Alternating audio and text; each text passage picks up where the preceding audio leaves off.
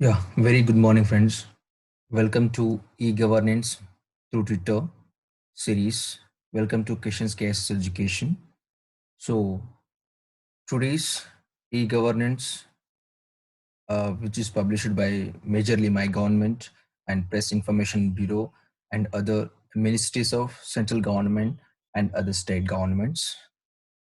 And today's lecture starts with a beautiful quote, and this was given by Abdul Kalam ji, and which is mentioned by my government India Twitter handle with the help of hashtag MyGov morning musings. So oddest times often teach us the greatest lessons in life. The key is to keep going because great things happen to those who don't give up trying, learning, and believing. So in this, the MyGov in the Twitter handle mentioned and Abdul Kalam quote: "If you fail, never give up because FAIL fail means first attempt in learning. End is not the end. In fact, NEND means effort never dies. If you get no as an answer, remember no means next opportunity. So let's be positive. A very good morning to all of you and get into actual content of today's lecture. So PIB, the Press Information Bureau, as mentioned here, with Astra Cabinet, the Cabinet approves establishment of new All India Institute of Medical Sciences (AIMS) at Darbhanga, which is there in Bihar state. And the total cost of this new AIMS will be 1,264 crore and is likely to be completed within a period of 48 months from the date of the approval. So friends, if you need the full details of this AIMS information, please go through here. The link is there and yeah, under read mode.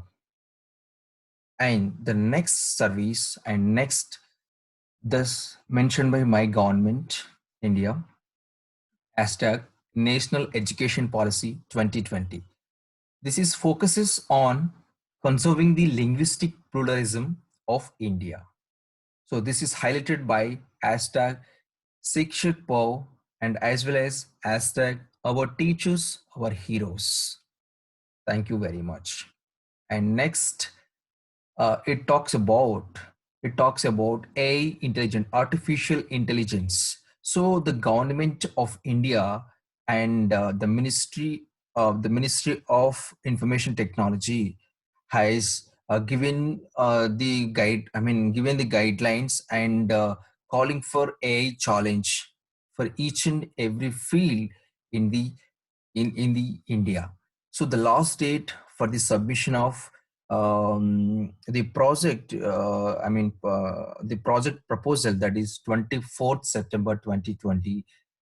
This is a AI challenge calling Indian startups and tech companies and entrepreneurs to solutions to the problems with AI intelligence. So to know more about, please visit innovate.mygov.in. The next is which is mentioned by Dr. S. Jaishankar, who is the external minister of Indian government.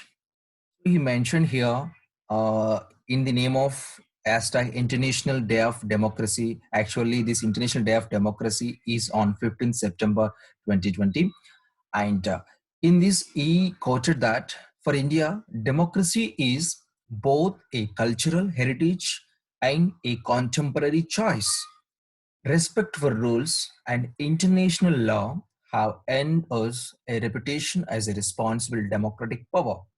Let us reaffirm our values and beliefs today. And next, which is mentioned by Press Information Bureau India Twitter handle. So in this mention, Vice President Venkaiah Naidu Garu has inaugurated the online Global Ayurveda Summit with the theme of Ayurveda for Immunity, organized by CII of India. This calls for taking the benefits of Ayurveda to people across India and the world. These are the few glimpses which are mentioned by the Press Information Bureau of India, which is a inaugural session of this Ayurveda for Immunity Summit. And in that, the PIB also given the link if you want to know detailed information about this summit, please go through the pib.gov.in/press releases. And the next, so here, this mention, this news related to Manipur. So this actually related to MSP, minimum support price for MFP, minor forest produce. The minor forest produce scheme has successfully strengthened the tribal economy, infusing more than rupees 2,000 crore in the past few months. So the record-breaking high achieved in the procurement of minor forest produces under the MSP program of the tribal economy. So the MSP program for the MFP scheme has majorly, positively impacted the tribal community and strengthened their economy strengths, and as well it leads to the socio and cultural advancement in the tribal areas. So this is, this MFP scheme is implemented by the TriFed and organization. Yeah. So this is detailed about the new aims which will be established there. Darbhanga, Bihar, which was mentioned in the map above, and this is about the UG seats 100 and here VSC nursing seats are 60 and super specialty department 15 to 20 members will be there, and hospital bed 750. This is the outline of the new aims which is going to be established in Bihar. This is about the new education policy outline. So this theme is about the linguistic pluralism in India. So in this, they mention my government of India with the help of Education Department of Government of India, provision for availability of teaching and learning, translation and interpretation and technological support for development of language, and promoting the spirit of linguistic diversity and social harmony through languages, the continuation of the three language formula and creation of new centers.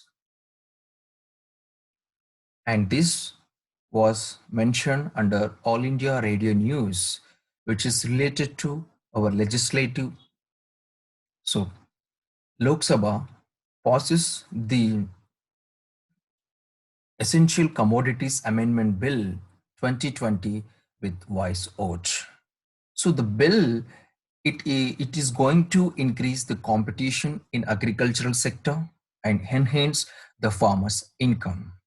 So the bill is a welcome step, which is given assurance to the farmers under double the farmers' income by the government of India and central government. So the bill is going to be aims to liberalize the regulatory system while protecting the interest of consumers as well, and also improve the farmers' income and socio-economic development. This talks about the sowing pattern of Kharif crops. So this is a comparison chart between last year 2019 and present year to 2020. So in this, we are able to see that how the each and every crop has increased uh, in this 2020 year. So if you take rice, first of all, if you see that the total um, the total sowing major crops here in 2019, 1045.18 percent. This And here the 2020 has increased to 1104 0.54. So ultimately the 5.68% has increased for, I mean, the total crops and in total hectare, I mean total hectares. So in rice, if you see that in 2019 from 373.87 to 402.25 area of I mean sowing crop of rice has increased by 7.59%. The pulses increased by here 4.64%, and the cereals increased by 1.28%. Then oil seeds also increased by 10.79% from 2019 to 2020. The sugarcane as well increased by 1.37% here. Jute and mesta increased by 1.68%. Cotton as well increased by 2.12%. This is about the sowing pattern of previously, and this talks about the, I mean, this is related to Minister of Agriculture and Farmers Welfare, Government of India. So recently PM Modi launches the Agriculture Infrastructure Fund. So what are the basic features of this fund we will discuss now. So this fund is going to provide the debt financing facility for post-harvest management infrastructure and community farming assets. And the fund is the corpus of rupees 1 lakh crore for FPOs, SHGs, PSEs, and startups, agri entrepreneurship, and other farm processing based activities. This fund inter-subvention of 3% per annum up to 2 crore for the maximum period of 7 years is allowed. And this also mentioned the moratorium for repayment from 6 months up to 2 years, which is given under this Agriculture Infrastructure Fund. The scheme is to be implemented from August 2020. This is a very welcome step and for the farmers, and this is highlighted by the hashtag Atmanirbhar Krishi. And next, this news is related to the Ministry of Jal Shakti, Department of Water Resources, River Development and Ganga Rejuvenation. So this is mentioned under Save Water tagline. So this Water Literacy Foundation is one NGO is there. This Water Literacy Foundation, WLF, has been helping farmers, industries, households to create balance between water usage and water replenishment through its training center, Jala Samruddhi, and on the field work. So because of with the reason this Ministry of Jal Shakti has mentioned about this NGOs, and the works of NGO is construction of dams and trench and pit system, pata and compartment bending, and stream water harvesting, rainwater harvesting, and grey water harvesting, direct borewell recharge as well. In this, we already discussed about this AI challenge, and thank you very much for today's lecture. Please, if you feel worthy about this lecture, please like, share, and comment below.